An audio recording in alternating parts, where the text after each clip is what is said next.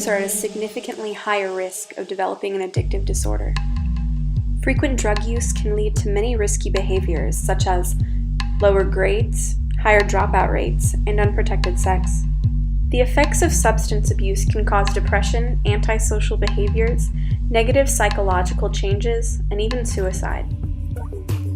In 2015, nearly 6% of high school seniors claimed to have used MDMA drugs such as Molly or ecstasy.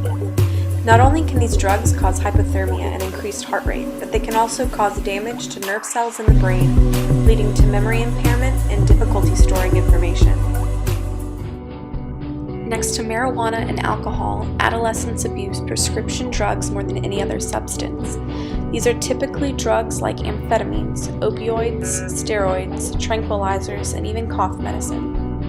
Abuse of stimulants can cause paranoia, and abusing depressants can lead to disorientation and slurred speech.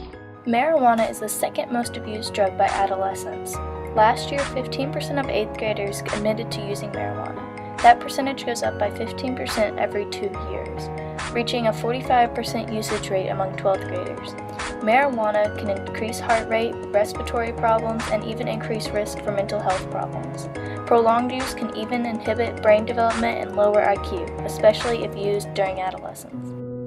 The average age of initial use of cocaine is 14. Cocaine is the only illicit drug that shows continuing increases in the risk of initiation throughout life. It increases the risk of heart attacks, strokes, HIV, and risky sexual behavior. With regular use, it can even cause one to lose touch with all reality.